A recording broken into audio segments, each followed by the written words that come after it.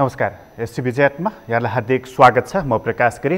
SCB च्याटको आजको अङ्कमा हामी चर्चा गर्नेछौँ सत्ता राजनीतिको सन्दर्भमा। तर हामीले यसभन्दा अगाडि जे एउटा मानक तयार पारेका थियौँ कि हाम्रो राजनीतिक विकासको कुरा, आर्थिक विकासको कुरा, भौतिक पूर्वाधार र त्यसमा पनि विकासको कुरा जुन अपेक्षा गरेका थियौँ कि हिजोका सरकारहरूले किन काम गर्न सकेनन्, हिजोका राजनीतिक पार्टीहरूले किन त्यसबारेमा यथेष्ट सोच बनाउन सकेनन् र अब कसरी यो देशको मुहार परिवर्तन हुन्छ भन्ने बारेमा थुप्रै बहस विमर्शहरू हामीले गरेका थियौँ।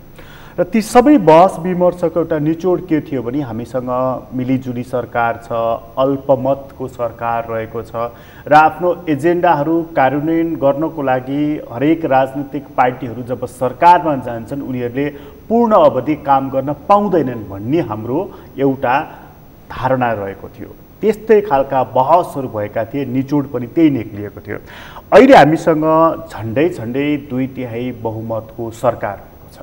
उसले 3 आर्थिक वर्षको बजेट पनि ल्याइसकेको छ।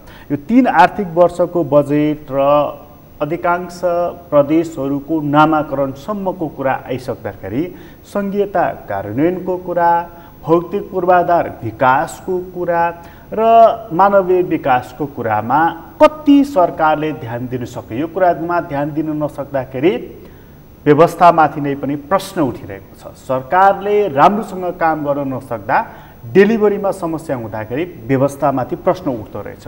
अब यो पोइन्टमा आएर आज हामी कुराकानी गर्नेछौँ। त्यस्तो बेलामा यो सरकारले कति सोचेको छ, सत्तारूढ दलले कति यो मुद्दालाई मूल मुद्दा मानेको छ र अब विकल्पहरू के बाँकी रहेका छन्। आजको अङ्कमा हामी मूलतः यी विषयमा बढी केन्द्रित हुनेछौँ। आज हामीसँग कुराकानीको लागि स्टुडियोमा हुनुहुन्छ प्रतिनिधि सभाको सदस्य, नेपाल कम्युनिस्ट पार्टीको नेता विजय सुब्बा। तपाईँलाई स्वागत छ। धन्यवाद।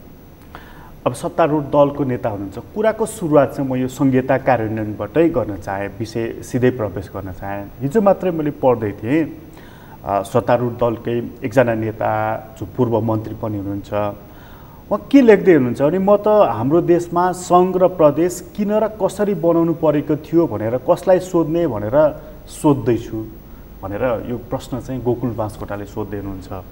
नेकपाभित्र चाहिँ सङ्घीयताको बारेमा प्रदेशहरू किन बने भन्ने सन्दर्भमा अब एउटा ठुलो जनमत चाहिँ त्यसबारेमा प्रश्नहरू उठ्न थालेको हो। प्रश्नहरू उठ्न थाले। यो प्रश्न उठ्नको कारण चाहिँ हामीले सङ्घीयता मार्फत जसरी केन्द्र, प्रदेश र स्थानीय तह गऱ्यौँ, केन्द्रको अहिले यसमा जोडिँदैन, किनभने केन्द्र पहिले पनि थियो, केन्द्रप्रतिको प्रश्न पहिला जस्तो थियो त्यस्तै छन् अहिले पनि। तर प्रदेश र स्थानीय तहको काम गर्ने तौर तरिका, शैली र काम गर्ने क्षमता भनौँ न, यो सबै देखेपछि यसमा प्रश्न उठ्न थाले। अब कहाँ प्रश्न गर्ने मैले भन्ने त्यो प्रश्नै त्यो त उपयुक्त लाग्दैन, किनभने हामी सङ्घीयतामाथि प्रश्न उठाउन पाउँदैनौँ। अहिले आफ्नो विचार व्यक्त गर्न पाइन्छ, तर प्रदेश र स्थानीय तहको काम गर्ने तरिका अहिले जे देखिरहेको छ यसले गर्दा यसमाथि प्रशस्त प्रश्नहरू उठ्न थाले। यस्तै हो भने त आवश्यक थिएन कि भन्ने अहिलेकै अवस्थामा यसलाई हेर्दा त्यस्तो विचार पनि उब्जिन थालेको छ। सङ्घीयताको अर्थ अहिले जे सोचेर गरिएको थियो केन्द्र, प्रदेश र स्थानीय तह साँच्चै असल गर्ने भनेर हो नि। प्रदेश बनाउने, प्रदेशमा विभिन्न जात जाति, भाषा भाषी, संस्कृति भएकाहरूलाई संविधान अनुसार सम्बोधन गर्ने, प्रदेशलाई त्यसरी सशक्त बनाउने, स्थानीय तह सशक्त बनाउने भनेर कल्पना गरेर बनाइएको। बनाउँदा हामीले गरेको कल्पनालाई पनि मूर्त रूप दिँदा ठ्याक्कै तल जनताको आकाङ्क्षालाई त्यसले मिट गर्ने टाइपको बनाउन पनि सकेन रहेछौँ। संविधानमा नि केही त्यस्ता कुराहरू परे। अनि अब तल प्रदेश र स्थानीय तहका नीति नियमहरू छन्, तिनीहरू बन्दा पनि ठ्याक्कै राम्रो गर्नुपर्छ सङ्घीयता ल्याएर भन्ने जुन थियो त्यस्तो भएन छ। त्यस्तो नभएपछि सबैतिर प्रश्न उठ्न थाले। यो प्रश्न उठेपछि अब अघि तपाईँले भन्नुभयो एकजना पूर्व मन्त्रीको कुरा त्यसरी आएको हुनसक्छ। अब यो कुरा उठ्दै जाँदा कतिपय मानिसहरू चाहिँ यो प्रदेशलाई चाहिँ डिलिट गरिदिउँ न अरू ठिकै छ भन्नेसम्म पनि आइपुगेका छन्। कयौँ बौद्धिकहरूले कयौँ संविधानविदहरूले यो कुराहरू सार्वजनिक गरिरहेका छन्। अब त्यो ठाउँमा पुग्छ प्रश्न? अहिले अघि पनि मैले अलिकति त भने प्रदेशको अहिलेको जस्तै मात्रै भूमिका हो भने संघीयताको विरुद्धमा म कुरा गर्दिनँ, गर्न मिल्दैन र संघीयताको पक्षधरै हो म संलग्न पार्टी पनि। तर प्रदेशले अहिले जे जसरी काम गरिरहेको छ यस्तै मात्रै हो भने यो प्रदेश सरकारको काम छैन। यसलाई अरू हिसाबले यसलाई सशक्त बनाउनुपर्छ, कामकाजी बनाउनुपर्छ। प्रदेशले चल्न पनि सिक्नु बाँकी नै छ धेरै, किनभने हामी अभ्यासको क्रममा छौँ, सुरुको अभ्यासमा छौँ। त्यस कारण प्रदेशको यो स्थानीय तहको पनि त्योभन्दा बढी छ, किनभने अधिकार धेरै दियो, संविधानले दियो, सबै दियो। तर त्यो अधिकारलाई सुयोग्यतापूर्वक प्रयोग गर्ने क्षमता जुन छ न त्यो स्थानीय तहका नेतृत्वमा देखियो केहीलाई छोडेर, न प्रदेशको नेतृत्वमा देखियो। त्यसैले यो कमजोरी देखेपछि संघीयतामाथि प्रश्न उठ्न थालेको हो।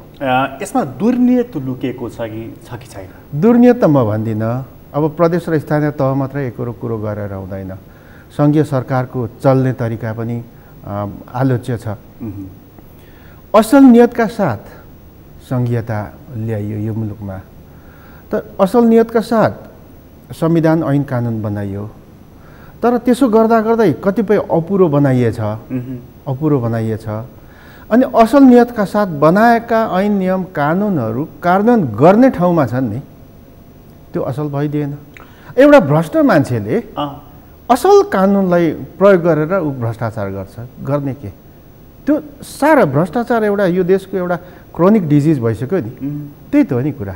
यसमा केन्द्रीय नेतृत्व भनेको सत्तारूढ दल नेपाल कम्युनिस्ट पार्टीको र सरकार अब उसैको भएको हुनाले उसको दुर्नियत छ कि प्रदेश चाहिँ प्रयोगमा ल्याउने, असफल बनाउने अनि यसपछि यसलाई हटाइदिनु भनेर? त्यस्तो त मलाई लाग्दैन।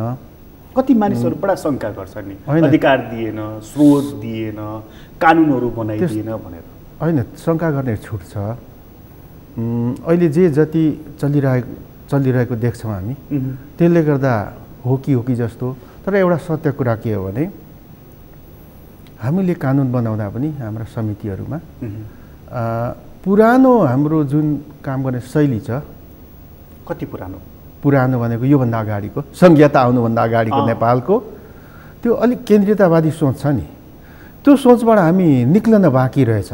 हामीले कानुन बनाउँदा थाहा भयो। कसरी भने त्यो ऐन कानुनहरू आउँछ नि त, विधेयकको रूपमा आउँदा त्यो पुरानै सोच अनुसार म पुरानै संघीयता विरुद्ध केन्द्रीकृत सोच राख्छु भनेर होइन, गर्दा गर्दै पुरानो ढाँचामा चलिराखेको मान्छेले ऐन कानुन बनाउँदैछौँ नि अहिले त। त्यो गर्दा गर्दै पुरानो त्यो शैली, तरिका र सोच अभिव्यक्त हुँदो रहेछ। त्यसकारण माथिको दुर्नियत चाहिँ होइन, तर गर्दा गर्दै केन्द्रीयतावादी सोच देखियो एउटा कुरा। त्यसै कारण चाहिँ तपाईँको प्रदेशको मुख्यमन्त्री भन्दा सिडिओ बल्ने भएको हो। मैले भने धेरै कुराहरू मिलाउनु पर्छ। एउटा कुरो सोचको कारणले गर्दा गर्दै त्यो व्यवहारमा हुँदो रहेछ। दोस्रो कुरा चाहिँ प्रदेश र स्थानीय तहको चल्ने तरिका, जुन अयोग्यतापूर्वक चलिराखेको अवस्था, माथिबाट नियन्त्रण गर्नै पर्ने कामहरू त्यसरी काम बिग्रिरहेको अवस्था, त्यो देखेपछि केन्द्रको नियन्त्रण जरुरी छ भन्ने दुईवटा कुरा भने है मैले। एउटा केन्द्रको नियन्त्रण जरुरी छ भन्ने तलको चल्ने तरिकाले देखाइदियो, जरुरी भयो। दोस्रो कुरो अघि मैले भने पुरानो सोचबाट चलिआएको हाम्रो काम गरे त्यस्तै भयो। त्यो केन्द्रको नियन्त्रणको कुरा गर्दाखेरि चाहिँ त्यो प्रदेशको राजधानी के राख्ने, नाम के राख्ने भन्ने बारेमा पनि पार्टीको शीर्ष नेताहरूको बिचमा पहिला सहमति हुने, अनि यो राख नि त तिमीहरूले भनेर अनि त्यो कागजको मुठो बोकेर मुख्यमन्त्री जाने, अनि प्रदेश सभामा त्यही प्रस्ताव लैजाने, अनि त्यही पास गर्ने, यही कुरा भन्नुभयो कि होइन? त्यो होइन। मुलुक चलाउनको लागि तलबाट जसरी काम ठिक ढङ्गले चलेनन् त्यसको निम्ति केन्द्रीय नियन्त्रण जरुरी देखियो र त्यो कारणले पनि केन्द्रीकृत सोच देखिएको छ ऐन कानुन बनाउँदा। दोस्रो त अघि मैले भने पुरानो सोचका मान्छे भयौँ। तपाईँले अहिले भन्नुभएको जे छ त्यो संविधान त प्रदेशको नामाकरण प्रदेशलाई अधिकार छ। तर यो कसरी माथि आयो भने हामी त दलीय व्यवस्थामा छौँ। प्रदेशको नामाकरण गर्दा प्रदेशमा विभिन्न विचार राख्ने एउटै पार्टीका सांसदहरू हुनुहुन्छ अनि उहाँहरूसँग त्यो एक अर्कामा एकमत नभएपछि कसै न कसैले त त्यसलाई अनुशासनमा राख्ने प्रयत्न गर्नु पर्यो। तल नसकेपछि केन्द्रमा आएको हो। तर यो गर्नुको अर्थ यो गर्दा केन्द्रीय सोच भन्ने चाहिँ होइन, तर आफ्नो पार्टीभित्रको पार्टीका तलका कार्यकर्तालाई समेट्नको निम्ति एकजुट बनाउनको निम्ति केन्द्रको प्रयत्न हो। म चाहिँ यसलाई यसरी लिन्छु। भनेको केन्द्रीकृत सोच भनेर चाहिँ तपाईँले बुझिराख्नु होइन, संवैधानिक हिसाबले त माथि आउँदै हुँदैन, तर पार्टीभित्रै त्यो अलमल र त्यो विवाद खडा भयो हो। त्यो अलमल र विवादलाई नियन्त्रण गर्न त्यसलाई सुल्झाउन केन्द्रको पहल हो। मैले यसरी लिएको छु। तर मैले चाहिँ यसलाई अर्को रूपमा पनि बुझिराखेको छु। अब यो तपाईँले भनेको कुरामा मैले विमति राखिरहेको छैन, ठिक छ, त्यो पनि एउटा अभ्यासले देखाइसकिएको कुरालाई तपाईँले अलिकति उ गर्नुभएको। तर यो जसरी नाम राखिएको छ, जसरी राजधानी रोकिएको छ, त्यो हेर्दाखेरि चाहिँ हिजो राजा महेन्द्रले जसरी 5 विकास क्षेत्र 14 अञ्चलको परिकल्पना गरे, तिनको नामहरू राखे, त्यसको चाहिँ केन्द्रहरू प्रशासनिक केन्द्रहरू तोकिदिए, त्यो र यो प्रदेशकोमा के अन्तर छ? शैली एउटै देखियो। यस्तो कुराहरूमा चाहिँ तलै संविधानले अधिकार दिएको छ, तलै छोड्नु पर्थ्यो। तर कतिपय कुराहरू हामीले धेरै मिलाउनु बाँकी छ, सोच्ने तरिका मिलाउनु बाँकी छ। केन्द्रका शासकहरू हुनुहुन्छ, नेताहरू, उहाँहरूले तलका मान्छेहरू, जनताले, नेपाली जनताले जो तलै छन् नि, उनीहरूले के सोच्छन्, उनीहरूको निम्ति के आवश्यक छ भनेर खुला दिमागका साथ माथिबाट गरिनुपर्छ। तर तलै विवादै भएपछि माथिबाट हस्तक्षेप जरुरी भयो। त्यो संवैधानिक कानुनी भन्दा पनि यो पार्टीगत छ नि, पार्टीगत समस्या नबढोस्, अलिक नपाकोस् भनेर माथि नेताहरूले गर्नुभएको भन्ने मलाई लाग्छ। अलिकति सरकारको कुरा यसैसँग जोडेर आएको हुनाले सरकारसँग अलिकति कुरा गरौँ। जस्तो चाहिँ 3 तहको सरकार हामीसँग छ, प्रदेशको कुरा हामीले गरि नै हाल्यौँ, स्थानीय छ, प्रदेश छ, सङ्घ छ। यो सरकार चलेको ढाँचा चाहिँ मलाई अलिकति बताइदिनुहोस् न, तपाईँलाई कस्तो लागिरहेको छ, कति चित्त बुझिराखेको छ? हुन त त्यही पार्टीको तपाईँ सदस्य हुनुहुन्छ, सांसद हुनुहुन्छ, जवाफ तपाईँले हरेक कोणमा गएर दिइराख्नुपर्छ, चोक चोकमा दिइराख्नुपर्छ। कति चित्त बुझेको छ तलदेखि माथिसम्मको सरकार चलेको ढाँचा? प्रदेश र स्थानीय त अघि पनि आयो अलिकति। केन्द्रीय सरकारको म चाहिँ ढाँटेर बोल्दिनँ, म सन्तुष्ट छैन। किनभने नेपाली जनताले जे पूर्वाग्रहवश गरेको आलोचनालाई त्यसरी लिनुपर्छ, तर रचनात्मक ढङ्गले जुन आलोचना गरिएका छन् त्यसलाई केन्द्रले सुन्नुपर्छ। केन्द्रबाट पर्याप्त रूपमा सुनिएको मलाई महसुस भएको छैन। यसमा मेरो भन्नु के छ भने नेपालले वास्तवमा नेपाली राजनीतिमा भए मध्येका अग्रज नेताहरू मध्येको पनि एउटा सक्षम नेता प्रधानमन्त्री पाएको छ नेपालले। मेरो एकदम बिल्कुल प्रष्ट, कसैले देवत्वकरण भनुन् कि जे भनुन्, प्रधानमन्त्री केपी शर्मा ओलीले, अब सबैसँग गल्ती कमजोरी अनेक हुन्छ होइन, प्रधानमन्त्री केपी शर्मा ओलीले गर्न खोजेको कुरा, गर्छु भनेको कुरालाई सुयोग्यताका साथ काम गरेर फलोअप गर्ने उहाँको हातहरू छन् नि, त्यो हातहरूको काम गराइ मलाई पूर्ण लागेको छैन।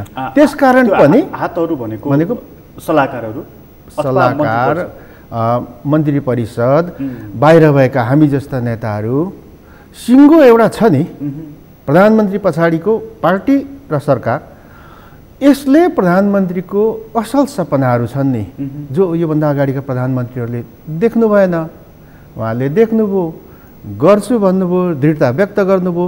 तर एक्लै केपी शर्मा ओलीले गर्ने होइन, टिमले गर्ने हो, पार्टीको टिम, सरकारको टिम र तमाम तहको टिमले। केपी शर्मा ओलीलाई फलोअपै भएन के, फलोअपै भएन। यदि केपी शर्मा ओलीसँग असल सरकारका सदस्यहरू, असल पार्टीका अहिले जति नेताहरू हुनुहुन्छ उहाँहरूले असल तरिकाले काम गर्ने भने नेपाल त जुरुकै माथि जान्छ नि। यति धेरै असल कुराहरू सपनाहरू ल्याइएको छ। सपना देख्नुपर्छ हामी सबैले, ल्याइएको छ। तर सपना पुरा गर्नको निम्ति कर्मचारी तन्त्र, दलीय व्यवस्था छ, पार्टी छ, सरकार छ, तमाम तह तब्काहरू छन् नि। तमाम तह तब्काले केपी शर्मा ओलीको कुरालाई कतिले पछ्याएको छ। कति ठाउँ त मैले नै देखेको छु केपी शर्मा ओलीले असफल गराउनुपर्छ भनेर कतिपय ठाउँहरूमा। अझै त्यहाँ सरकारभित्र, सरकारका संयन्त्रभित्र केपी शर्मा ओली विरोधीहरू छन्। पार्टीले पूर्ण रूपमा सहयोग गरेका छैन। को नेताहरूले, को अग्रज नेताहरूले केपी शर्मा ओलीले यो चाहिँ ठिक, यो चाहिँ बेठिक भनेर बोलेर हिँड्नु थाहा पाउनु भएको छ। गलतै कुरा, नेगेटिभै कुरा मात्र बाहेक। त्यसकारण एकदम निष्पक्ष रूपमा बोल्नुपर्छ। गल्ती कमजोरी हुँदै पनि अहिले भएका सबैभन्दा सुयोग्य नेता प्रधानमन्त्री पाइएको छ। प्रधानमन्त्रीलाई सहयोग गर्नु, देशको निम्ति सहयोग गर्नु हो, त्यसमा ध्यान दिनुपर्छ। भनेपछि उहाँले पार्टीभित्रका विज्ञहरूको अथवा उहाँका हेल्पिङ ह्यान्ड्सहरू भनौँ न, तिनीहरूको साथ चाहिँ पाउनु भएको छैन। साथ पाउनु भएको छ तर योग्यतापूर्वक पाउनु भएको छैन। प्रधानमन्त्रीले चाहिँ पार्टीको पुँजी, सरकारकै पुँजी भनौँ, पुँजी मैले यसमा नै भने कि विज्ञहरूलाई भने, त्यसको साथ कति लिनुभएको छ? साथ लिनुभएकै छ, टिम छँदैछ। तर त्यो उहाँको साथ दिने सदस्यहरू छन् नि, वर्किङ टिम, विज्ञ आदि आदि, त्यो टिमले कति नेपाली जनताले चाहे बमोजिम काम गरेका छ, कति सुझाव दिएको छ, प्रधानमन्त्रीलाई कति सहयोग गरेका छ, त्यसमा चाहिँ प्रश्न उठेको छ नेपाली जनताबाट। र त्यो नेपाली जनताको पक्षमा उभिएर म पनि त्यसमा चाहिँ क्वेसन गरिरहेको छु। हो नि, अब एउटा फाइल, एउटा दुःख पाएको पीडित कर्मचारीको फाइल निर्णय हुनलाई महिनौ लाग्छ। त्यस्तो हुनुहुन्छ अहिलेको हाम्रो सरकार हुँदा। एउटा मन्त्रालयले अर्को मन्त्रालय बिचको समन्वयकारी कामहरू छ, समन्वय गर्ने कामहरू, त्यो समन्वय हुँदैन। यस्तो हुनुहुन्छ अहिलेको सरकार। त्यो अहिलेका सरकारका सदस्यहरूले बुझ्नुपर्छ। हामी देश बनाउँछौँ भनेर मेरो मन्त्रालयसँग जोडिएको विषय अर्को मन्त्रालयसँग पनि जोडिएको हुन्छ, क्रस कटिङ इस्युज छन्, त्यस्तो बारेमा चाहिँ बस्ने सल्लाह गर्ने हो। अनि एउटा काममा सहयोग गऱ्यो भने त्यो मन्त्री सफल हुन्छ भन्ने टाइपको अर्को मन्त्री, अनि हामीले राम्रो काम गऱ्यौँ भने केपी शर्मा ओली सफल हुन्छ भन्ने टाइपको मन्त्रीहरू, सदस्यहरू, पार्टी नेताहरू भएपछि देश कसरी भन्छ भने, देश बनाउन सबैले देश सोच्नु पर्यो नि।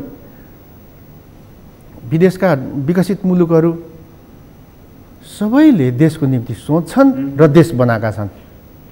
हामी भन्छन् उनीहरू, चुनाव लड्दा म भन्छन्, आफ्नो आफ्नो पार्टी भन्छन्, लडिसकेपछि सरकार बनिसकेपछि हामी भन्छन्।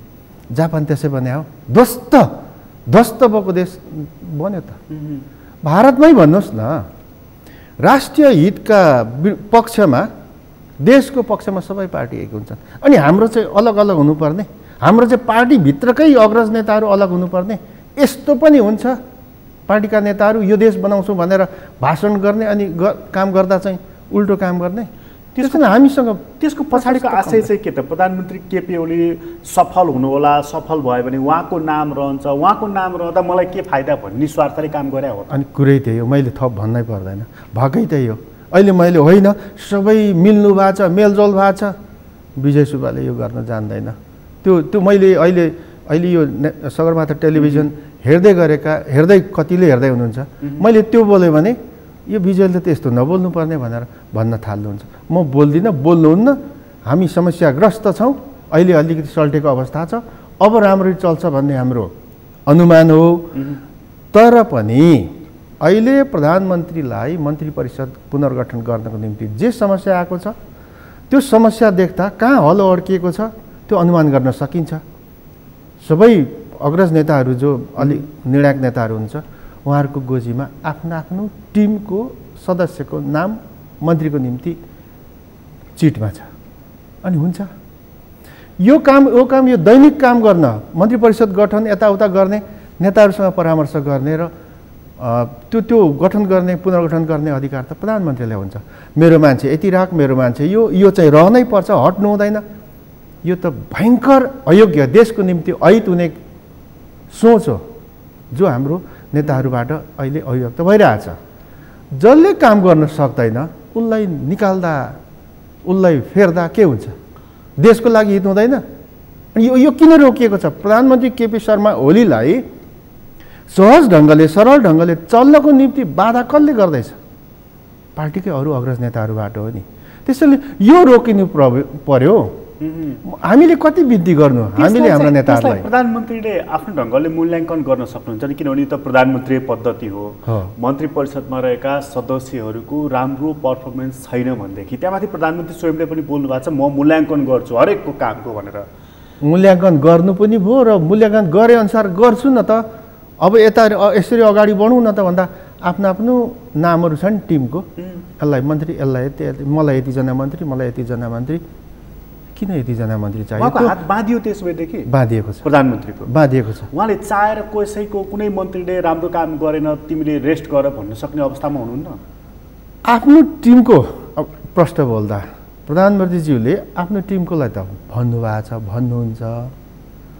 तर अब प्रश्न अरू नेताहरूको टिमको मन्त्रीहरूलाई त भन्न गाह्रो छ, किनभने त्यसो गर्दा पार्टी फेरि पनि अस्थिर हुन्छ, विवादित हुन्छ, अनेक हुन्छ। त्यसैले नि पार्टीभित्र सरकारभित्र जहाँ जहाँ निर्णायक नेताहरूको निर्णायक भूमिका हुने देखिने ठाउँ आउँछ त्यहाँ नेताहरूले देश सोच्नु पर्यो। तपाईँ जस्तो कयौँ नेताहरू नेकपामा हुन्छ जसलाई प्रत्यक्ष रूपमा हजारौँ नेताहरू हुनुहुन्छ। त विधिको कुरा गर्नुहुन्छ, तपाईँहरू पद्धतिको कुरा गर्नुहुन्छ, एउटा प्रणाली बसाउँ भन्ने कुरा गर्नुहुन्छ। तपाईँहरू जस्तो नेताहरूले भनेको कुरा सुन्दा आशा पनि लाग्छ क्या, छ है अहिले पनि नेताहरू छन् पार्टीमा र यिनीहरूले केही गर्छन् भनेर। तर तपाईँहरू जस्तो नेताहरू भएको पार्टीमा चुनाव हारेको मान्छेलाई जबरजस्ती सांसद बनाउनुपर्ने बाध्यता चाहिँ कति बेला आउँछ, किन आउँछ? यो अघि मैले भनेकै वातावरण हो। पार्टीभित्र महाधिवेशनबाटै प्यानल यो टिम ऊ टिम भन्ने वातावरण सिर्जना भएको हो, महाधिवेशनबाटै। अनि पूर्व नेकपा माओवादी केन्द्र विभिन्न पार्टीहरू जुटेर बनेको पार्टी हो। पूर्व एमाले पनि विभिन्न पार्टीका नेताहरू पार्टीहरू जुटेर बनेको पार्टी हो। अहिले दुईटै पूर्व पार्टीहरू एक भएर यहाँ पहिलाको पूर्व नेताको टोली नेकपा भइसकेपछि त जोडियो मात्रै, त्यसैले टोली जस्ता हो तस्तै छ। एउटा कम्युनिस्ट पार्टी बनाइएको छ। एउटा कम्युनिस्ट पार्टी बनाउँदा जो देशको लागि सबैभन्दा इमानदार हुन्छ भनिन्छ र हो पनि कम्युनिस्टहरू, तर त्यसरी चल्नुपर्छ जसरी देशको विकास हुन्छ, त्यो भएको छैन। हामी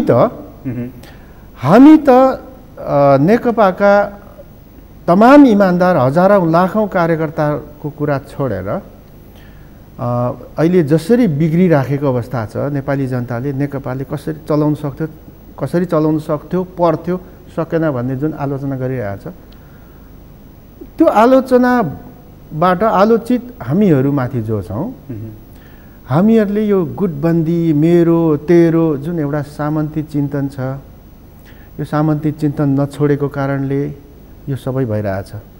यो हुनु भनेको गैर कम्युनिस्ट चरित्र, गैर कम्युनिस्ट हाम्रो व्यवहार, गैर कम्युनिस्ट सोच। कम्युनिस्ट देशको लागि हो नि, देश नसोचिकन आफ्नो सोचेर जे हुँदैछ यो गैर कम्युनिस्ट छोटकरीमा सबै व्यवहार हुन्। यो व्यवहारहरूको परिणाम भनेको गैर कम्युनिस्ट परिणाम आउँछ, त्यो हामी अब भोग्दैछौँ। मलाई लाग्छ यस्तै रहिरहने भने हाम्रो पार्टी एउटै त हुन्छ, तर पार्टीभित्र यति धेरै त्यो विकृति विसङ्गति बढ्छ नि, यसले हामीले जति सम्हाल्न खोज्दा पनि हामीलाई सम्हाल्न नदिने अवस्था आउँछ। जस्तो अहिलेको नयाँ जुन विकृति विसङ्गति छ, पैसावालहरू, ठेकदारहरू, भ्रष्टहरू, बिचौलियाहरू, दलालहरू, गुन्डाहरू नेपालका सबै पार्टीहरूमा प्रभावशाली बन्दै गएका छन्। यी सबै देशका शत्रुहरू हुन्। जसले देशको अहित हुने काम गर्दैछ आफू बन्नको निम्ति देशका शत्रु हुन्। कम्युनिस्ट पार्टीको त स्वतः शत्रु हो, सरकारको पनि शत्रु हो। तर यिनीहरूमाथिको हाम्रो जुन एउटा नियन्त्रणकारी व्यवहार हुनुपर्छ नि, त्यो भएको छैन। त्यो भएको छैन भनेको सबैतिर यिनीहरू कम्युनिस्ट पार्टीमा त अझ कस्तो भन्दाखेरि त्यस्ता खालका मानिसहरू अघि जुन जसको तपाईँले नाम लिनुभयो दलाल बिचौलियाहरूसम्मको, त्यस्तालाई त सदस्यता दिने बेलामै तपाईँहरूले कटौती गर्नुभएको हुन्छ नि। कसरी पसे, कसरी हो, हामीले गर्दा गर्दै नियन्त्रण हुन सकेन। ठुलो छ पार्टी, पूर्व एमाले नै अत्यन्त ठुलो पार्टी, सबैभन्दा व्यवस्थित पार्टी नै पूर्व एमाले थियो। पूर्व एमाले नै पनि हामीले सकेनौँ है, गर्न खोज्दा पनि सकेनौँ। तर अहिले त अब अरू धेरै भएका छौँ, हामी जम्मा भएका छौँ, ठुलो पार्टी भएको छ। त्यसैले अब विभिन्न छिद्रहरूबाट हाम्रो पार्टीमा त्यस्ता मान्छेहरूको त्यो भूमिका देखिन थालेको छ। त्यसले गर्दा होला नि। कति मानिसहरू चाहिँ प्रधानमन्त्रीमाथि पनि प्रश्न गर्छन् नि, उहाँमा नै छ यो गैर कम्युनिस्ट चरित्र भनेर। त्यो चरित्र छ भने आलोचना गर्नु बिल्कुल स्वाभाविक। जो आलोचना गर्छ त्यो सिद्धिन्छ भन्छन् फेरि। हो, त्यो सिद्धिनु हुँदैन। आलोचना अघि मैले भने रचनात्मक छ कि आलोचना मन पर्दैन भनेर भन्छ नि। खै हामी त गरिरहेछौँ, हामी प्रधानमन्त्रीज्यूसँग बस्दा भेट्दा यो चाहिँ भएन भन्छौँ। तपाईँलाई तपाईँको वरिपरि जसले सहयोग गरिराखेको हुन्छ, सरकार, पार्टी सबैतिर, त्यहाँबाट सही ढङ्गले तपाईँको गाइडेन्स, तपाईँलाई सहयोग भएन कि भनेर हामी भन्दैछौँ। अब त्यही कारण हामी सिद्धेका त छैनौँ होला। तर के छ भने गल्ती सबैको हुन्छ। कतिपय कुराहरू त्यो भन्दाखेरि तपाईँले यो चाहिँ भन्नुहुन्छ कि भन्नुहुन्न, तपाईँले भ्रष्टाचारीहरूलाई संरक्षण दिएको कुरा बाहिर भन्छन् कि कुरा के हो, ओम्नीदेखि लिएर चाहिँ नि दुनियाँका कुरा आइरहेको छ, भ्रष्टाचारमा मुछिएका मानिसहरूलाई यो फलानु त झन् अब्बल मान्छे हो भनेर तपाईँ भाषणै गरिदिनुहुन्छ होइन भनेर भन्नुहुन्न तपाईँ? होइन, हामी यस्तो, उहाँले आफै पनि भन्नुहुन्छ भ्रष्टाचारीहरूलाई कारवाही गर्छु भनेर, होइन?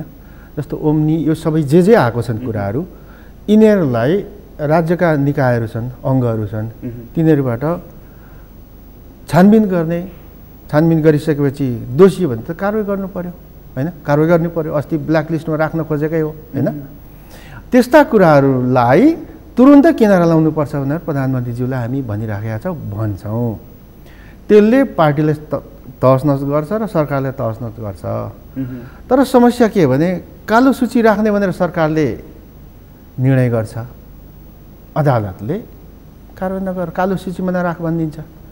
त्यसैले नि यो सबैतिर बिग्रेको छ कि प्रधानमन्त्रीले भ्रष्टहरूलाई संरक्षण गर्छु भनेर भन्नुहुन्न। यदि ओम्नी अघि तपाईँले जे भन्नुभयो त्यसको बारेमा भन्नुभएको भने त्यो दोषी छैन भन्ने सन्दर्भमा भन्नुभयो, दोषी हो भने त कारवाही गर्नै पर्छ नि। अनि प्रधानमन्त्रीको कुरासँग कहाँ सहमत भइन्छ? पहिल्यै भर्डिक किन दिनुहुन्छ यस्तो कुरामा चाहिँ मैले बुझिराखेको छैन। फलानु कसैको नाम उठ्यो व्हाइट बोर्डमा, ए होइन उहाँ दोषी छैन। कसैको नाम उठ्यो 70 करोडमा, होइन उहाँ जस्तो काभ्रेको प्रतिभा अर्को कोही छैन। मतलब यस्तो यो चिज किन हुन्छ प्रधानमन्त्रीको तहबाट? ठहर्नुभन्दा अगाडि बोल्नु भएको कुरा हो, होइन? ठहरिसकेपछि बोल्नुहुन्न नि। ठहरिसकेपछि त गोकुलजीलाई मन्त्रीबाट तपाईँ बाहिरिनुहोस् भनेकै हो नि त। ओम्नीलाई कालो सूचीमा राख्नु अनि अर्को केलाई रोक्नु भनेकै छ। त्यो देखिनुपर्छ है, होइन? तपाईँको चाहिँ देखिनुपर्छ, ठहर्नुपर्छ अगाडि। जसले पनि होइन, तपाईँ हामी सबै किसानका छोरा हो नि, हामी सबैलाई असारमा धान रोपाइ हुन्छ, मल चाहिन्छ भन्ने कुरा थाहा छैन। भदौमा हाम्रो प्रधानमन्त्री बोल्नुहुन्छ, त्यसलाई त जेठमै प्रक्रियामा पुर्याएर असारमै नल्याउनलाई असारकै पहिलो हप्तामा कारवाही गरेर पो देखाउने हो त। यस्तो भयो। त्यो मलको त्यही त भनेको, प्रधानमन्त्रीको सहायक हातहरू भनेको मन्त्रालयहरू हुन्, मन्त्रीहरू हुन्। कृषि मन्त्री जो हुनुभयो त्यहाँ गएपछि उहाँलाई थाहा हुनुपर्छ कि यो देशमा मलको समस्या वर्षेनी हुन्छ। मल बेलैमा ल्याउनुपर्छ भने कृषि मन्त्रीलाई थाहा हुनुपर्छ, थाहा थियो पनि होला। तर बेलैमा ल्याउन किन सकिएन त्यो चाहिँ हेर्नुपर्छ मन्त्रीले, कृषि मन्त्रीले। आएन त, नआइसकेपछि भदौ तपाईँले भने जस्तो भदौ लाग्यो, प्रधानमन्त्रीले केही न केही त बोल्नु पर्यो। बोल्दा त्यो कुरो बोल्नु पर्यो हो। अनि बङ्गलादेशसँग अनि न सिधै गरियो। अब बङ्गलादेशबाट मल आयो आएन मलाई थाहा छैन, आएको छैन। प्रधानमन्त्रीले बोल्नु परेको अवस्था थियो। तर यसमा त प्रधानमन्त्रीको दोष भन्दा पनि कृषि मन्त्रालय सम्हाल्ने मन्त्रीको कुरा हो कि आफू जाने बित्तिकै भविष्यमा सधैँ भइआएकोबाट पाठ सिकेर भविष्यमा के हुनसक्छ, यही मलकै कुरा यो हुनसक्छ भनेर डायग्नोसिस गर्न सक्नुपर्छ। त्यसलाई सिस्टममा हालेर बेलैमा मल ल्याउन कोसिस गर्नुपर्छ। बेलैमा मल ल्याउन कोसिस गर्दा गर्दै अहिलेका मलका ठेकदार बदमासहरू छन् नि, तिनीहरू बाधाको निम्ति तिनीहरूलाई त जेल हाल्नुपर्छ, तिनीहरूले जेल हाल्नुपर्छ, तिनीहरूलाई कार्य गर्नुपर्छ। हो त्यसोभन्दा जोगाउने नेकपाका कोही नेता छन् भने नेताको विरुद्धमा जे हात छेड्नुपर्छ कृषि मन्त्रीले, तर त्यो केही पनि हुँदैन। किन त्यति पनि गर्न सकिएन भनेदेखि चाहिँ म त्यो ठाउँमा भएको भए म त मन्त्रीबाट निस्केर हिँड्थेँ। त्यस्तो पनि हुन्छ, करोडौँ किसानहरूलाई यत्रो घाटा भइरहेछ, पीडा छ, किसानको व्यक्तिगत पीडा त्यो देशको पनि हो। फेरि अन्न उत्पादनको कुरा, त्यो ठेक्का लिने काम नगर्ने ठेकदारलाई जेल नहालेर के गर्नु? जेल हाल्नुपर्छ भन्नुपर्छ नि मन्त्रीले। कोही नेताले त्यो ठेकदारलाई जोगायो भने नेताको विरुद्धमा जिहाद छेड्दा के बिग्रिन्छ? देशको पक्षमा हुन्छ। म त हाम्रो साथीहरूको काम गर्ने तरिका, कतिपय मन्त्रीहरूको काम गर्ने तरिकाबाट सन्तुष्ट छैन। यो त भएन नि। एउटा असल मान्छे मन्त्री भएर जान्छ, त्यो असल मान्छेले त्यहाँ सिस्टमका कारण काम गर्न सक्दैन भने सिस्टम सुधार्नुपर्छ भनेर प्रधानमन्त्रीसँग गर्नुपर्छ कुरा। प्रधानमन्त्रीलाई सुधार्नको निम्ति आग्रह गर्नुपर्छ, सहयोग गर्नुपर्छ।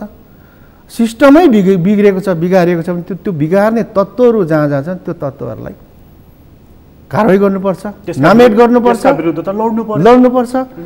ती तत्त्वहरूलाई जोगाउने नेताहरू मैले पनि देखेको छु। ती नेताहरूमाथि हामीले क्वेसन गर्नुपर्छ देशव्यापी रूपमा। मलाई एउटा अनौठो लागेको चाहिँ हामी के भन्दै थियौँ भने पार्टीका, हरेक पार्टीका, कम्युनिस्ट पार्टी, कङ्ग्रेस, यसमा रहेका एउटा शीर्ष तहको नेताहरूको चाहिँ अघि तपाईँले भन्नुभएको जस्तो व्यापारीसँग, बिचौलियासँग, इन्ट्रेस्ट ग्रुपहरूसँग, आइएनजिओहरूसँग, दाताहरूसँग सङ्गत छ, सम्बन्ध छ। यो सबैले बोलेकै कुरा, जानेकै कुराहरू हो। तर तपाईँहरूको पुस्ता, तपाईँहरूभन्दा अलिक तलको पुस्ता जोसँग मानिसहरूले अहिले बढी अपेक्षा गरिरहेका छन् र जो मन्त्री परिषदमा पनि अलिकति यसो हेऱ्यो भने बाक्लै उपस्थिति छ, घनश्याम भुषाल, योगेश भट्टराई, होइन, बिना मगर, गिरिराजमणि पोखरेल, वर्षमान पुन, रामबहादुर थापा, थुप्रै नेताहरू, नामै लिन सक्ने थुप्रै नेताहरू छन् नि त। अब कुन मुखले पुरानो पुस्ताले चाहिँ काम गरेन, नयाँ पुस्ताले काम गर्न पाएन, ठाउँ पनि पाएन, कुन मुखले भन्ने? अहिले जे देखिएको छ त्यसको आधारमा त बोल्ने ठाउँ छैन। हामी सबै मन्त्री साथीहरूले असल काम गर्दै हुन्थ्यो भन्ने कुरा मात्रै गर्न सक्छौँ। ती ठाउँमा बसेका साथीहरूले काम राम्ररी गर्न सक्नुपर्छ, गरेको हुनुहुन्छ होला। तर कतिपय समस्याहरू देखिएका छन्। ती समस्या देखेको हकमा भने त्यो जुन समस्या जुन मन्त्रालयसँग जोडिएका छन् त्यो कुराहरू त ती मन्त्रीहरूले भोग्नुपर्छ, जिम्मेवारी लिनुपर्छ। अब निर्माण कार्य भनेस् न, यत्रो ठुलो कन्स्ट्रक्सन, राष्ट्रिय इज्जतका, होइन, राष्ट्रिय योजनाहरू छन्, राष्ट्रिय गौरवका नामै हेर्नुहोस् त कस्तो छ। ती योजनाहरू प्रशस्त सेटिङबाट ठेक्का लिने अनि आफै नगर्ने, उसले ठेक्का बेच्ने, यो सारा कुरो त हामीलाई थाहा छ नि त। यो रोक्नको निम्ति ती बदमास ठेकदारहरूलाई जसले देश ध्वस्त पार्दैछन् तिनीहरूलाई त कारवाही गर्न रोकिनुहुन्न। तर हामीलाई थाहा छ ठेकदार जोगाउने हाम्रा धेरै नेताहरू हुनुहुन्छ। नेताहरूलाई हामीले प्रश्न गर्न सक्नुपर्छ। त्यो ठेकदारले जोगाएर नेताहरूले जे गर्दै हुनुहुन्छ त्यो नेताले देशघात गरेको देखिन्छ। त्यसैले यी बदमासहरूलाई जुन मन्त्रीले कारवाही गर्ने आँट गर्नुहुन्छ ती मन्त्रीहरू देशको निम्ति प्रशंसनीय व्यक्ति, जसले ती ठेकदारको प्रभावमा उनीहरूसँग सुमधुर सम्बन्ध कायम राखेर देश बिगार्दै हुनुहुन्छ, ती देशका दुश्मनहरू हुन्। यो कुरा चाहिँ प्रष्ट हो। स्वास्थ्य मन्त्रालयको कामलाई कसरी हेर्नु भएको छ? स्वास्थ्य मन्त्रालयको काम यो अरू देशको सन्दर्भमा जोड्नुपर्छ। अत्यन्त विकसित मुलुकहरूले पनि यसलाई उचित व्यवस्थापन गर्न सकेको छैन, होइन। हामीले जे नोक्सान बेहोर्दैछौँ अरू देशले पनि गरे, विकसित मुलुकले पनि नोक्सानी बेहोर्दैछन्। नेपालको स्वास्थ्य मन्त्रालयले जे गर्दैछ त्यो गरेकै पनि छ। तर कतिपय ठाउँहरूमा गर्दै पर्याप्त नभएका कुराहरू जो आलोचना भइरहेका छन् त्यो कमजोरीहरू त्यसलाई स्वीकार्नै पर्छ हामीले। र स्वास्थ्य मन्त्रालय जतिसम्म गर्नु सक्नु पर्थ्यो त्यतिसम्म गरेको चाहिँ मलाई पनि लाग्दैन। तर यो सबै कुरो भद्रगोल भएको ठाउँमा सरकारलाई सबैतिरबाट आलोचना मात्रै गर्ने एउटा मानसिकता छ नि, हो त्योबाट चाहिँ हामीले त्यो पूर्वाग्रही जुन आलोचना छ त्यसबाट चाहिँ हामीले जोगिनुपर्छ। जस्तो नि यो ठाउँमा मानिलिउँ नेपाली कङ्ग्रेसको सरकार छ भने के गर्छ, यसै गर्छ नि। राप्रपाको सरकार छ भने पनि गर्ने त यस्तै हो नि त। त्यसैले सबैले गर्दा यो ठाउँमा बस्दा यस्तै हुन्छ भने कङ्ग्रेसको नेपाली कङ्ग्रेसको सरकार हुँदा राप्रपाको हुँदा अथवा अन्य कसैको हुँदाखेरि तिनीहरूले राम्रो काम गर्न सकेनन्। कम्युनिस्टहरू त यो चेतना पनि उच्चतम चेतना भएपछि कम्युनिस्ट हुन्छ भन्छन् नि, होइन? तपाईँहरू त्यही भन्नुहुन्छ, होइन? अनि जनतासँग जोडिएको हुन्छ। जनता पनि को भन्दा श्रमजीवी जनतासँग जोडिएको हुन्छ कम्युनिस्ट भनेको। त त्यो सत्तामा गइसकेपछि त उसले डेलिभरी दिने सवालमा त अलिकति परिवर्तन हुनु पऱ्यो नि त। त्यही अरू पुँजीपति र कम्युनिस्टमा पनि फरक भएन भने त पुँजीपति र कम्युनिस्टमा के फरक भयो? हो, त्यसमा मेरो तपाईँको भनाइमा मेरो फरक मात्रै छैन, अझै राम्रो गर्नुपर्छ। हो, त्यो अझै राम्रो चाहिँ गर्न सकिएको छैन। तर स्वास्थ्य मन्त्रालय नालायकै भएको भए नि हामी झनै खतम हुन्थ्यौँ। जस्तो अहिले उसले जिम्मा पनि केहीको पनि लिएको छैन नि अहिले स्वास्थ्यले, होइन? केही कुराहरूमा परीक्षण गर्छु हामी भन्यो, अब गर्दिनँ भन्छ, अब क्वारेन्टाइन राख्छु भन्थ्यो, अब हामी सक्दैनौँ भन्छ, होइन? मतलब ऊ त हरेक कुरामा हात उठाइसक्यो उसले। त्यो जे बोलेको छ। अब तपाईँ हामी चाहिँ मोटरसाइकल या गाडी लिएर कहीँ पार्किङ गर्नु भने भित्तामा लेखेको हुन्छ नि, पार्क एट योर रिस्क भनेर लेख्छ नि। तपाईँ यो जीवन लिएर हिँड्नुहोस्, तपाईँको आफ्नो रिस्क पनि आफै लिनुहोस् भन्ने त सरकारले भनिसक्छ। यस्तो पिसिआर टेस्ट पर्याप्त जति गर्न सकिन्छ त्यति गर्न सकिएको छैन, तर गर्छु भनेकै छ, गर्दिनँ भनेको छैन। जे गर्छु भनेको छ, गर्दिनँ भनेकै छैन। तर अब कस्तो छ भने अहिले जसरी आगो बलेको छ नि, पहिला सुरुमा कोरोना आउँदै नआओस् भनेर लकडाउन गरियो, कोही पनि बिरामी नहुँदा असाध्यै गम्भीर भयौँ। त्यो गम्भीरतालाई यति साह्रो आलोचना गरियो, खुला भयो। अहिले खुला गर्दा किन खुला गर्यो भन्दैनन् क्या नेपाली जनता, हामी पनि उस्तै छौँ। यस्तो आगो बोलेको छ, डढेलो लागेको छ। दुईजना सङ्क्रमित, लकडाउन आज दिनमै चाहिँ 2500 मानिसहरू सङ्क्रमित भएका छन् र मृत्युको सङ्ख्या हिजोको दिनमा त 19 जना। अनि हामी कस्तो रहेछौँ भने अहिले आलोचना गर्दैन के किन खुला गरेको छ भनेर। हामी पनि त्यस्तै छौँ, नेपाली जनता बाहिर जो छौँ, सरकार बाहिर। स्वास्थ्य मन्त्रालयले यो सबै कुरा कसरी सम्बोधन गर्ने त अलमल नि। अब लकडाउन गऱ्यो भने किन गर्ने भन्ने, अनि लकडाउन गर्दाको विभिन्न त्यसको असरहरू पनि छन्, नगर्दाको असर छन्। अब कसरी चल्ने, अब जनताले के गर्दा पनि छुट दिँदैनन्। यस्तो अवस्थामा स्वास्थ्य मन्त्रालय चलेको छ। तर कतिपय कुराहरू तपाईँले जे भन्नुभयो अलिक सुयोग्यतापूर्वक गर्न सकिने कामहरू भएको छैन। मतलब मन्त्री परिषदको बारेमा प्रश्नहरू चाहिँ 50 प्रश्न उब्जिएका छन्। यो होइन उब्जिएका छन्, त्यो उब्जिनु दिनु हुन्न। उब्जिएका प्रश्नलाई सुनेर त्यसको त्यो निराकरण गर्नुपर्छ। थोरै कुरा चाहिँ म तपाईँसँग अलिकति, अब तपाईँ यसमा अलिकति चासो पनि राख्ने, संसदमा पनि त्यही ढङ्गले बोलिराख्ने मान्छे, पहिला पनि त्यसै गरी विचारहरू राखिराख्ने मान्छे, यो कम्युनिस्ट सरकार हो नि त।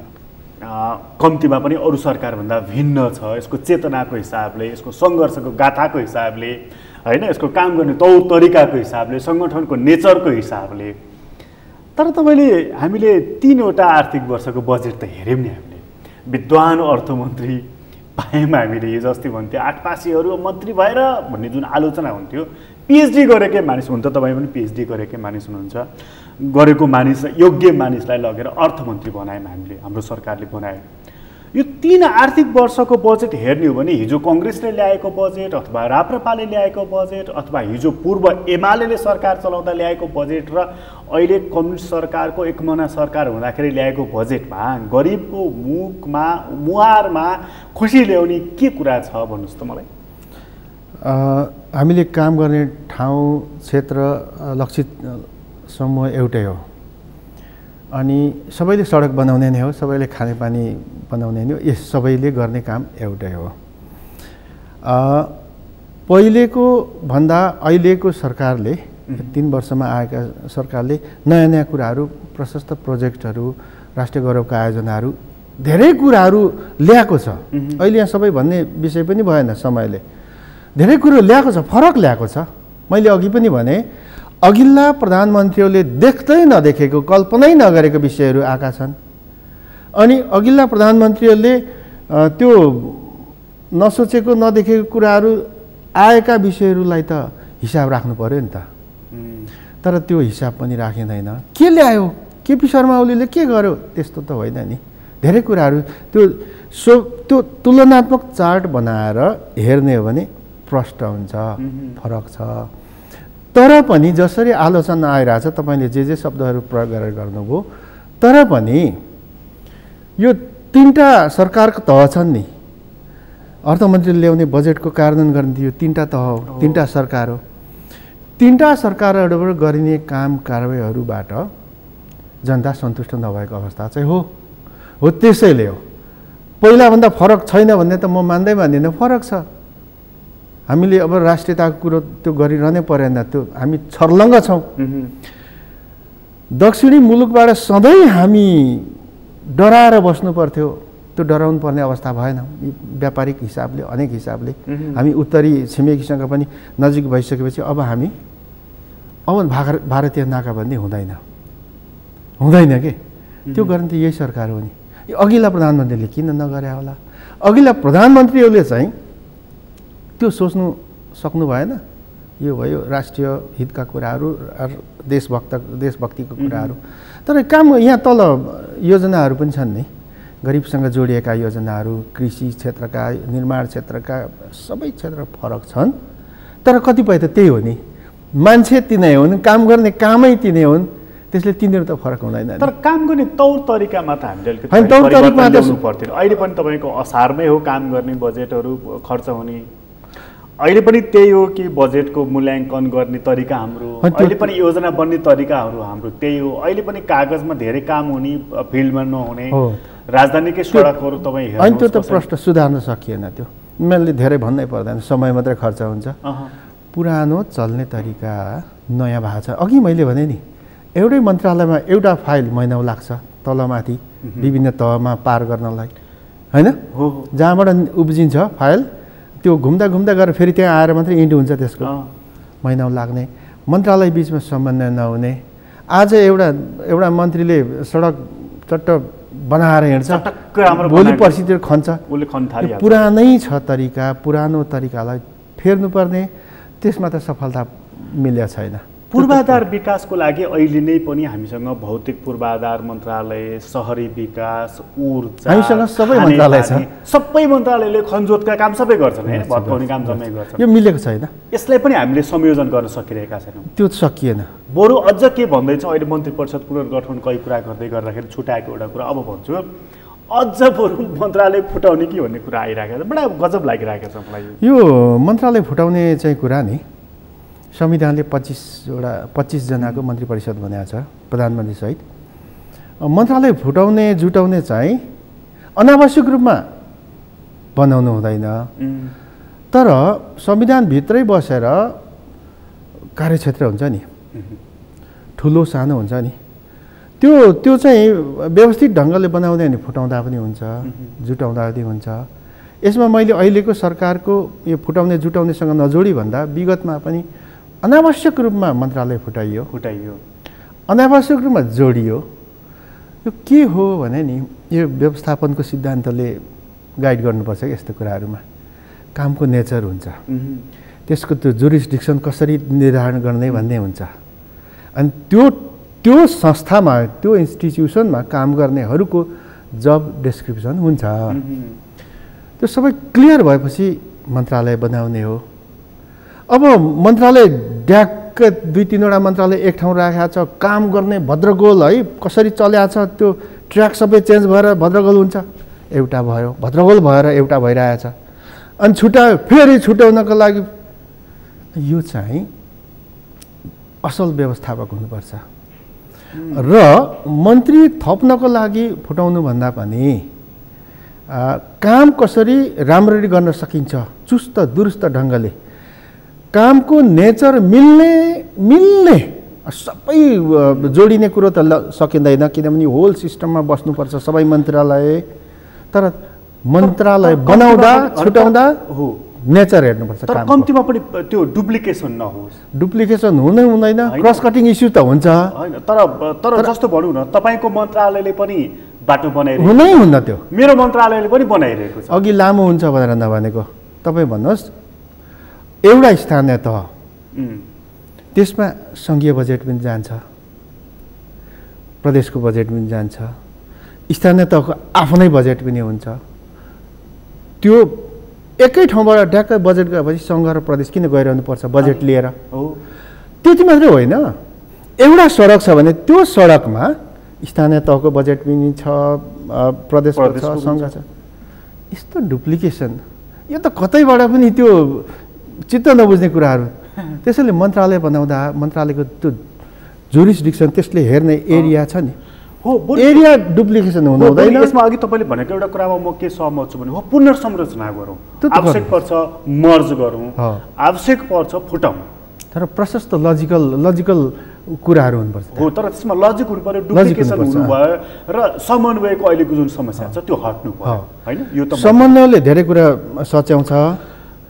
यो फुटाउने र जुटाउने यो चाहिँ लहरमा भइरहेछ विगतमा।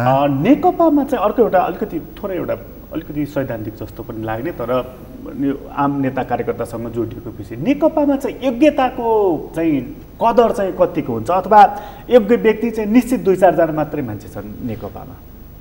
होइन, 2-4 जना मात्रै त छैनन्, धेरै छन्। पूर्व पार्टीहरू, 2टा पार्टी थियौँ हामी। पूर्व पार्टीको योग्य मान्छेहरू एकै ठाउँ भएपछि अहिले त झन् धेरै भएको छौँ। तर यस्तै हुँदो रहेछ यो ठुलो परिवारमा सबै योग्य देखिएका मान्छेहरूले स्थान नपाउने अवस्था। कतिपय अब नेपोटिजम, फेभरिटिजम भन्ने इजमहरू छ। मैले यो जनप्रशासन, त्यो बिहेभियरल साइन्स हो, त्यो पढेको छु, बाहिर पनि पढेको छु। यो इजमले बिगारेको छ। यो इजम गलत ढङ्गले छ नि, यो इजमहरूले बिगारेर हामी गैर कम्युनिस्ट चरित्र व्यवहार देखाउँदैछौँ। यसले हामीलाई गैर कम्युनिस्ट परिणाम दिन्छ है भनेर सुरुमै भने नि मैले। कसैलाई चाहिँ उपरिमाथि थुपरी, कसैलाई चाहिँ पूर्वमा हात होइन। एउटा व्यक्ति योजना आयोगको उपाध्यक्ष भएको छ, राष्ट्र ब्याङ्कको गभर्नर भएको छ, अर्थमन्त्री भएको छ, आर्थिक सल्लाहकार भएको छ, अब राजदूत भएको छ। एउटा व्यक्ति मुख्य सचिव भएको छ, फेरि तुरुन्तै राजदूत भएको छ। अरू मानिसहरू चाहिँ झिङ्गा धपाएर बस्नु परेको छ। यो योग्यताको, क्षमताको, सिपको, ज्ञानको कसले मूल्याङ्कन गरिदिन्छ नेकपामा? त्यो नेतृत्वले गर्ने हो। त्यो भनेको सरकारको नेतृत्व पनि हो, पार्टीको नेतृत्व पनि हो। कतिपय कुराहरू यसलाई त्यो म निरपेक्ष ढङ्गले चाहिँ हेर्दिनँ। कतिपय कुराहरूमा क्षमताको कारणले रिपिटिसन भइरहन सक्छ, तर कतिपटक उसलाई मात्रै अवसर दिने भन्ने कुरो चाहिँ त्यो नेतृत्वले सोच्ने कुरा हो। किनभने हजारौँ लाखौँ मान्छेहरू यो पार्टीमा छन् र क्षमता राख्ने मान्छेहरू पनि छन्। त्यसैले त्यो क्षमता हेर्नुपर्छ। यसमा मेरो थप कुरा छैन। यसमा चाहिँ डाक्टर युवराज खतिवडाको कुरा चाहिँ एमसिसीसँग पनि जोडिएको कारणले उहाँलाई राजदूत बनाएको भनेर बाहिर चर्चा छ नि, हो त्यो चाहिँ? त्यो त मलाई थाहा छैन। म त्यो त्यति धेरै सोच्ने ठाउँको मान्छे होइन।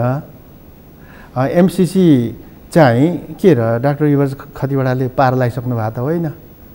अब एमसिसीको समर्थक र विरोधी त पार्टीभित्र धेरै मान्छे छौँ। एमसिसीमा जे प्रावधानहरू राखिएको छ त्यस्तो प्रावधानहरू त विगतमा हामीले धेरै भोगिसक्यौँ। जस्तो मेरो जिल्ला तेह्रथुम पूर्व कोशी अञ्चलको पहाडी जिल्ला हो। Koshi hill area development project भन्ने खाडे ब्रिटेनको ब्रिटेन फन्डेड प्रोजेक्ट हो। त्यसको के अरे त्यो एग्रिमेन्ट पेपरहरू, टिओआरहरू त्यस्तै थियो। गुल्मी त्यो गाडे भन्ने छ, गुल्मी अर्घाखाँची त्यो त्यसको पनि त्यस्तै। हामीले अरू देशलाई यस्तो के अरे योजनाहरू दियौँ भने हामीले पनि बनाउने, हामीलाई माथि राखेर हो। त्यसकारण एमसिसीको भनेभन्दा बेसी हल्ला गरिएको छ। यतिसम्म कि पहिला त अमेरिका थपक्क यहाँ आउँछ भन्थे, पछि गलत कुरा भएकोले उनीहरूले भन्न छोडे। कस्ता मान्छेहरू छन्। त्यसैले एमसिसीमा भएका प्रावधानहरू जस्तो नेपालले अरू कुनै देशलाई दिँदा पनि हामी राख्छौँ। र यसको अर्थ गलत कुराहरू छन् भने सच्याउनै पर्छ। पार्टीले पनि त्यो भनेको छ, सच्याउनै पर्छ। देशको निम्ति अहित हुने प्रावधान छ भने त सच्याउनै पर्छ नि। अब डाक्टर युवराज खतिवडालाई अब योसँग जोडेर उता म त त्यो त अनुमान गर्दिनँ है। त्यो पास गर्नको लागि चाहिँ सम्बन्ध सुधार होइन। अब युवराज खतिवडा उता राजदूत भएर जानुभयो अनि उहाँले यहाँको नेपालको संसदमा के भूमिका खेल्नुहुन्छ र?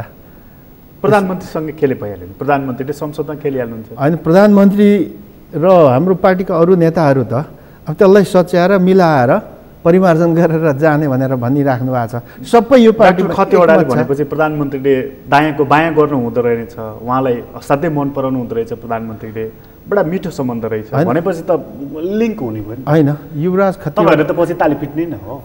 डाक्टर युवराज खतिवडाले जे भन्नुहुन्छ प्रधानमन्त्री त्यही मान्नुहुन्छ।